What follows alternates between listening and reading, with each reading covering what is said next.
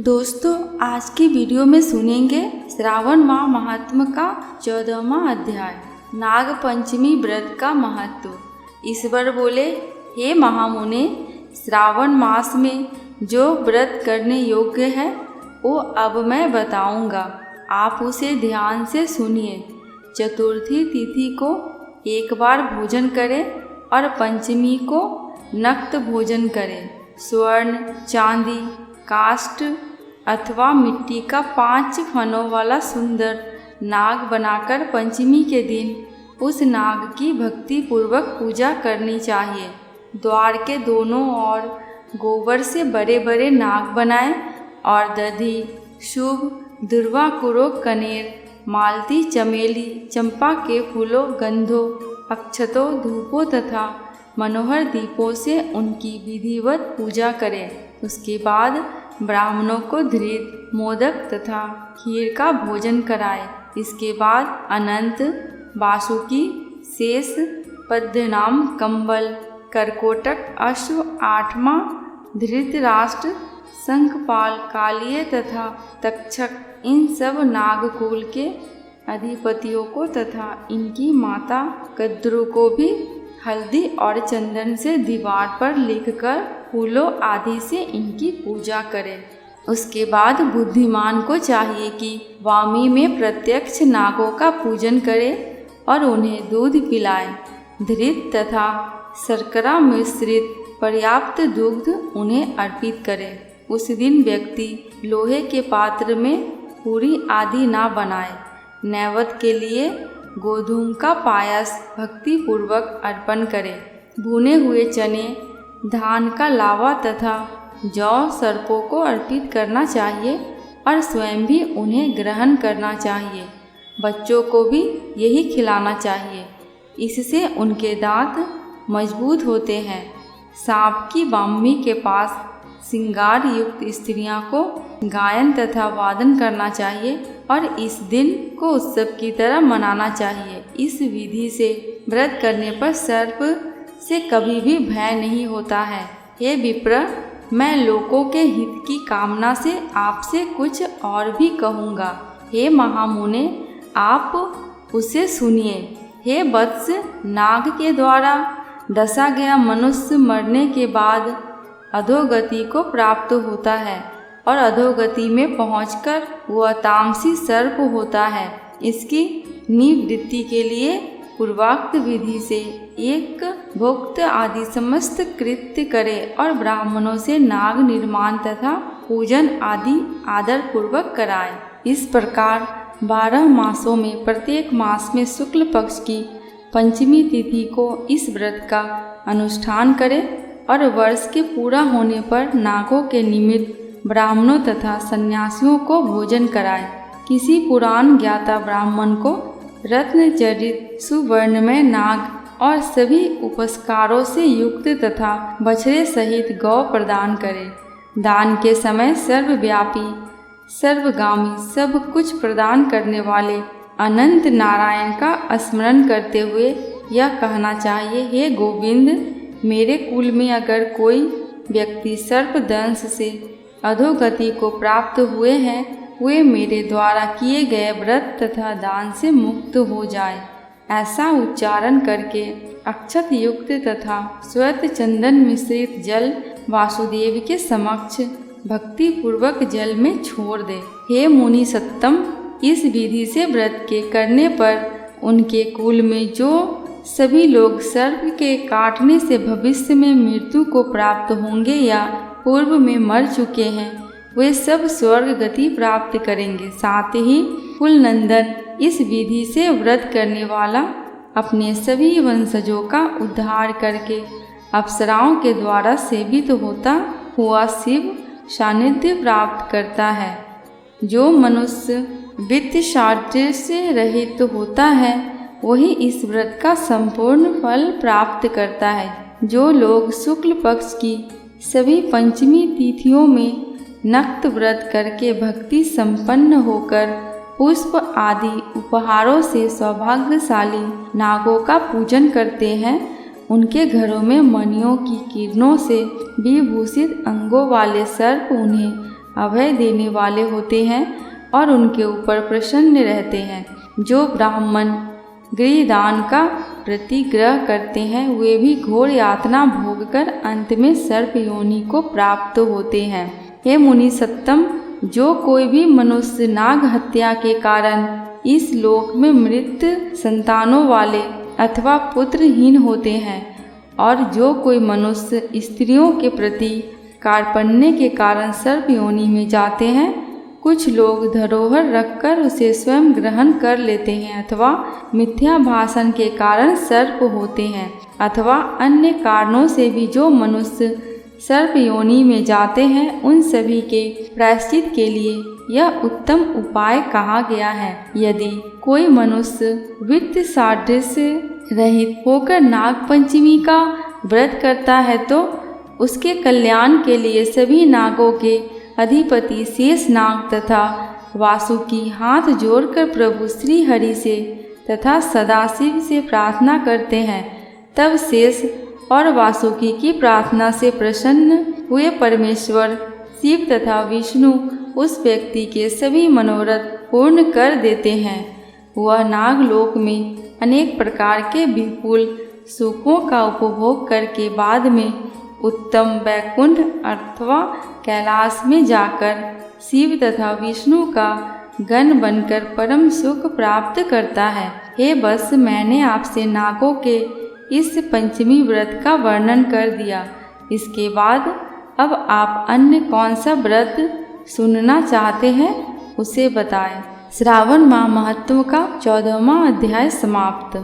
श्रावण माह महत्व का 15वां अध्याय शुपोदन षष्ठी व्रत तथा अर्क विवाह विधि।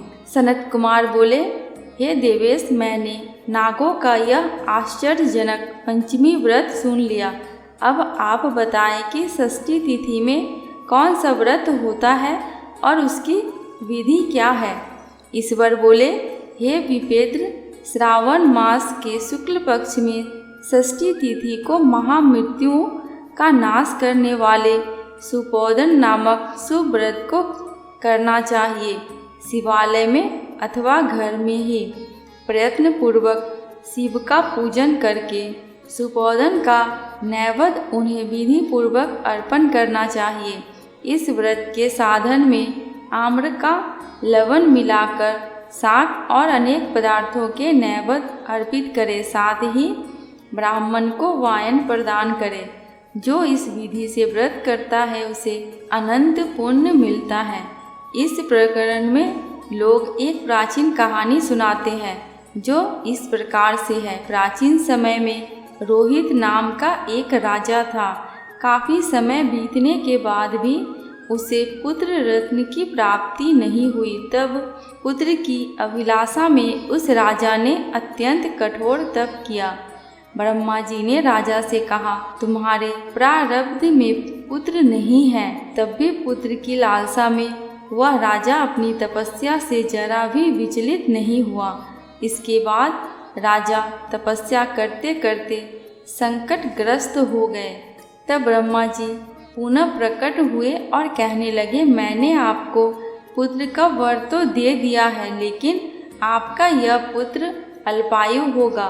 तब राजा तथा उनकी पत्नी ने विचार किया कि इससे रानी का वाजपन तो दूर हो जाएगा, संतानहीनता की निंदा नहीं होगी। कुछ समय बीत जाने के बाद ब्रह्मा जी के वरदान से उन्हें पुत्र की प्राप्ति हुई। राजा ने विधि पूर्वक उसके जात कर्म आदि सभी संस्कार किए। दक्षिणा नाम वाली उस रानी व राजा ने अपने पुत्र का नाम शिवदत्त रखा। उचित समय आने पर भयभीत चित्त वाले राजा ने पुत्र का यज्ञोपवीत संस्कार किया, किंतु राजा ने उसकी मृत्यु के भय से उसका विवाह नहीं किया। तदनंतर 16वें साल में उनका पुत्र शिवदत्त मृत्यु को प्राप्त हो गया। तब ब्रह्मचारी की मृत्यु का स्मरण करते हुए राजा को बहुत चिंता होने लगी कि जिन लोगों के कुल में कोई ब्रह्मचारी मर जाए तब उनका कुल खत्म हो जाता है और वह ब्रह्मचारी भी दुर्गति में पड़ जाता है। सनत कुमार बोले, हे देवदत्त, हे जगन्नाथ, इसके दोष निवारण का उपाय है या नहीं? यदि उपाय है तो अभी बताएं, जिससे दोष की शांति हो सके।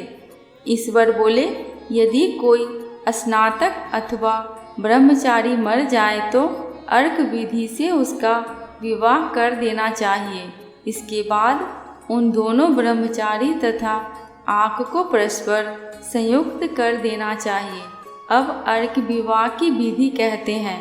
मृतक का गोत्र, नाम आदि लेकर देश काल का उच्चारण करके कर्ता कहे कि मैं मृत ब्रह्मचारी के दोष निवारण हेतु वैसर्गिक व्रत करता हूँ। सर्वप्रथम सुवर्ण से अभ्युदय करके अग्नि स्थापित कर आधार हवन करना चाहिए। इसके बाद व्रत अनुष्ठान के उत्तम फल के निमित्त व्रतपति अग्नि के संपादनार्थ विश्व देवों के लिए धृत की आहुति डाले। इसके बाद सुइष्ट कृत होम करके अवशिष्ट होम संपन्न करे। पुनः देश काल का उच्चारण करके इस प्रकार बोले, मैं अर्क विवाह करूँगा। उसके बाद सुवर्ण से अभ्युदय कृत्य करके अर्क शाखा तथा मृतक की देह को तेल तथा हल्दी से लिप्त करके पीले सूत से वैशिष्ट करे और पीले रंग के 2 वस्त्रों से उन्हें ढक दे। इसके बाद अग्नि स्थापना करे और विवाह विधि में प्रयुक्त योजक नामक अग्नि में आधार होम करे। वह अग्नि के लिए आज्य होम करे। उसके बाद चारों व्याहतियों से बृहस्पति तथा कामदेव के लिए आहुति प्रदान करे। पुनः धृत से सुष्टकृत होम करके संपूर्ण हवन कर्म समाप्त करे। उसके बाद आग की डाली तथा मृतक के शव को विधि पूर्वक जला दे।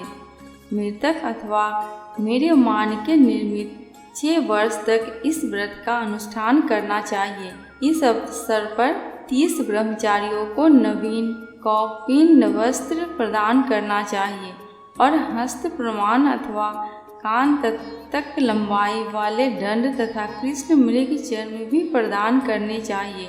उन्हें चरण पादों का छत्र माला, गोपी चंदन, परवाल मणि की माला तथा अनेक आभूषण समर्पित करने चाहिए। इस विधान से व्रत करने पर कोई भी विघ्न नहीं होता।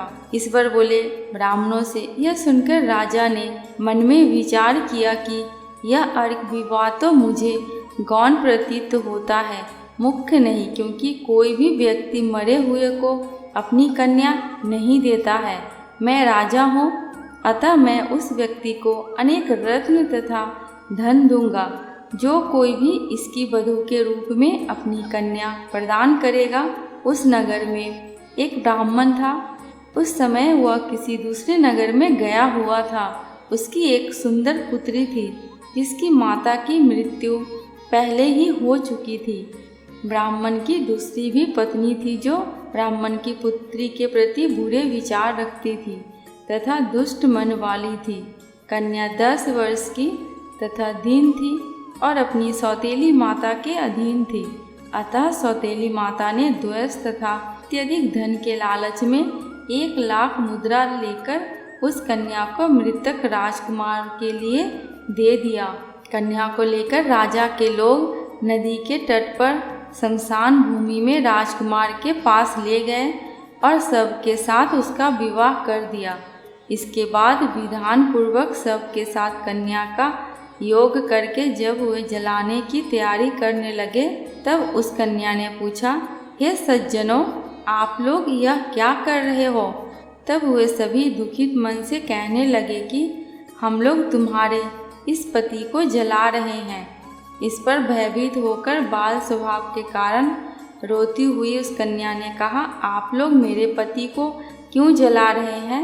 मैं जलाने नहीं दूंगी। आप लोग सभी यहाँ से चले जाइए। मैं अकेले ही यहाँ बैठी रहूँगी और जब ये उठेंगे तब मैं अपने पतिदेव के साथ चली जाऊँगी। उसका हठ देखकर दया के कारण दीन चित्त वाले कुछ भाग्यवादी विरजन कहने लगे, अहो होनहार भी क्या होता है, इसे कोई भी नहीं जान सकता। दिनों की रक्षा करने वाले तथा कृपालु भगवान न जाने क्या करेंगे। सौत की पुत्री का भाव रखने के कारण सौतेली माता ने इस कन्या को बेचा है, अतः संभव है कि भगवान इसके रक्षक हो जाए। अतः हम लोग इस कन्या को व इस सब को नहीं जला सकते, इसलिए सभी को अच्छा लगे तो हम लोगों को यहाँ से चले जाना चाहिए। परस्पर ऐसा निश्चय करके वे सब अपने नगर को चले गए। बाल स्वभाव के कारण यह सब क्या है इसे न जानती हुई भय से वह व्याकुल वह कन्या एकमात्र शिव तथा पार्वती का स्मरण करती रही। उस कन्या के स्मरण करने से सब कुछ जानने वाले तथा दया से पूर्ण हृदय वाले शिव पार्वती शीघ्र ही वहां आ गए। नंदी पर विराजमान उन तेज निधान शिव पार्वती को देखकर उन देवों का न जानते हुए भी उस कन्या ने पृथ्वी पर दंड की भांति पड़कर प्रणाम किया। तब उसे आश्वासन प्राप्त हुआ कि पति से तुम्हारे मिलने का समय अब आ गया है। तब कन्या ने कहा कि मेरे पति अब जीवित नहीं होंगे। उसके बाल भाव से प्रसन्न तथा दया से परिपूर्ण शिव पार्वती ने कहा कि तुम्हारी माता ने सुपोदन नामक व्रत किया था, उस व्रत का फल संकल्प करके तुम अपने पति को प्रदान करो। तुम कहो कि मेरी माता के द्वारा जो सुपोदन नामक व्रत किया गया है उसके प्रभाव से मेरे पति जीवित हो जाए। तब कन्या ने वैसा ही किया और उसके परिणाम स्वरूप शिवदत्त जीवित उठ खड़ा हो गया। उस कन्या को व्रत का उपदेश देकर शिव तथा पार्वती अंतर्ध्यान हो गए। तब शिवदत्त ने उस कन्या से पूछा, तुम कौन हो और मैं यहाँ कैसे आ गया हूँ? तब उस कन्या ने उसे वृत्तांत सुनाया और रात हो गई। रात होने पर नदी के तट पर गए लोगों ने राजा को वापिस आकर कहा कि हे राजन, आपका पुत्र व पुत्रवधू नदी के तट पर स्थित है। विश्वस्त लोगों से यह बात सुनकर राजा बहुत खुश हुआ। वह हर्ष भेरी बजवाते हुए नदी तट पर गया। सभी लोग प्रसन्न होकर राजा की प्रशंसा करने लगे। वह बोले, हे राजन, मृत्यु के घर गया हुआ आपका पुत्र पुनः लौट आया है। इस पर राजा पुत्र वधू की प्रशंसा करने लगे और बोले कि लोग मेरी प्रशंसा क्यों कर रहे हैं? प्रशंसा के योग्य तो यह वधू है। मैं तो भाग्यहीन तथा अधम हूँ। धन्य और सौभाग्यशालिनी तो यह पुत्र वधू है, क्योंकि इसी के पुण्य प्रभाव से मेरा पुत्र जीवित हुआ है। इस प्रकार अपनी पुत्र वधू की प्रशंसा करके राजा ने दान तथा सम्मान के साथ श्रेष्ठ ब्राह्मणों का पूजन किया और ग्राम से बाहर ले जाए गए मृत व्यक्ति के पुनः ग्राम में प्रवेश कराने से संबंधित शांति की विधि को ब्राह्मणों के निर्देश पर विधि पूर्वक संपन्न किया। हे वत्स, इस प्रकार मैंने आपसे यह सुपोदन नामक व्रत कहा है। इसे 5 वर्ष तक करने के अनंतर उद्यापन करना चाहिए। पार्वती तथा शिव की प्रतीक्षा का प्रतिदिन पूजन करना चाहिए और प्रातःकाल आम के पल्लवों के साथ चरु का होम करना चाहिए। साथ ही नैवेद्य तथा वायन अर्पित करना चाहिए। मनुष्य यदि व्रत की बताई गई इस विधि के अनुसार आचरण करे तो वह दीर्घजीवी पुत्र प्राप्त करके मृत्यु के बाद शिवलोक को जाता है। कथा समाप्त। दोस्तों, कमेंट बॉक्स में भगवान शंकर एवं माता पार्वती की जयकारा लगाना बिल्कुल भी मत भूलना। आपको मेरे चैनल पे व्रत त्योहारों की जानकारियाँ एवं उनसे जुड़ी कथा कहानियाँ मिलती रहेंगी। अगर आपको ये वीडियो थोड़ी सी भी अच्छी लगी हो तो प्लीज़ मेरे चैनल को सब्सक्राइब करके मेरे वीडियो को लाइक एंड शेयर कर देना। अंत तक वीडियो में बने रहने के लिए आपका दिल से बहुत बहुत शुक्रिया।